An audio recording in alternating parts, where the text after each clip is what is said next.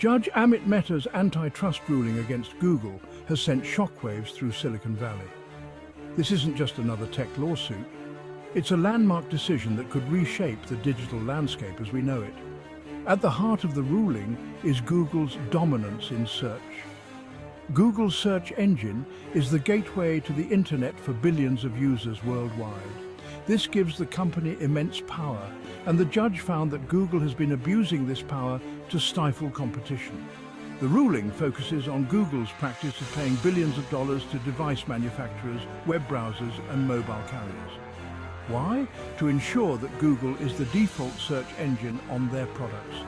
This means that when someone opens Safari on an iPhone or Firefox on a laptop, Google is often the first thing they see. For Google, these agreements are an investment in maintaining its dominance. These agreements, while seemingly beneficial for users who enjoy easy access to Google, have come at a cost. Smaller search engines and alternative browsers struggle to compete. They don't have the resources to offer similar deals. This lack of competition can stifle innovation and limit user choice. Judge Mehta's ruling aims to change that. Google's business model relies heavily on its search and advertising revenue. To maintain its position as the top search engine, Google has struck deals worth billions with key players in the tech industry. These agreements ensure that Google remains the default search engine on a vast majority of devices. Take Apple, for example.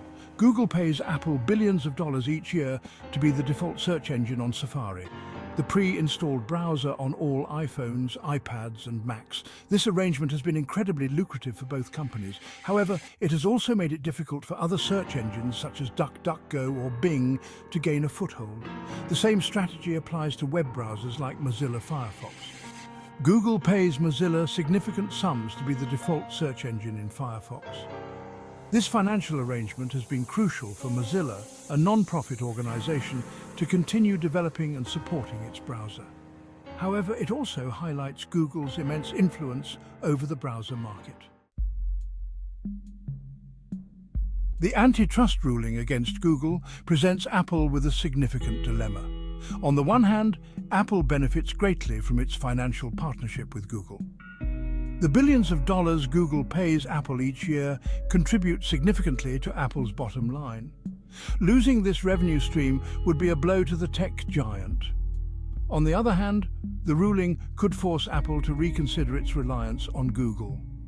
If Google is forced to change its practices, Apple might need to explore alternative revenue streams or even consider developing its own search engine more aggressively.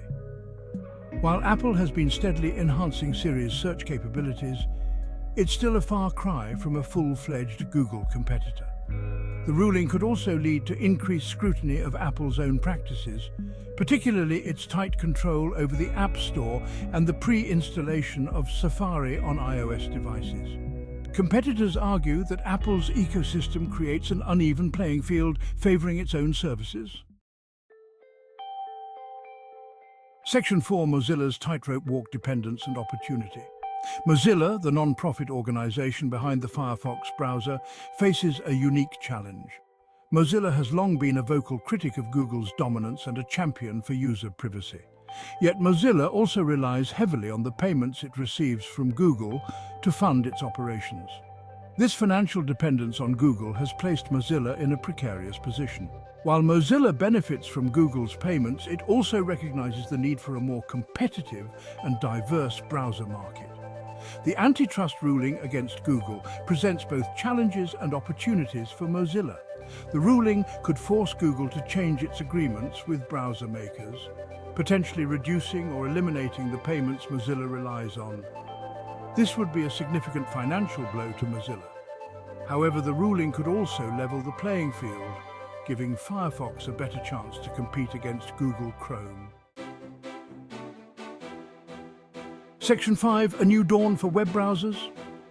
The antitrust ruling against Google has the potential to usher in a new era of competition in the web browser market.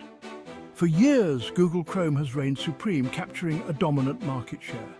This dominance has been fueled in part by Google's anti-competitive practices. The ruling could force Google to change its behavior, creating opportunities for rival browsers like Safari, Firefox and others to gain ground. A more competitive market would be a win for consumers. Increased competition often leads to innovation, better products and lower prices. Imagine a world where choosing a web browser is like choosing a streaming service. You have a wide variety of options with different features, strengths and weaknesses. You can choose the browser that best fits your needs and values. Section 6. The future of choice in the digital age. Ultimately, the antitrust ruling against Google is about more than just web browsers. It's about the future of choice in the digital age.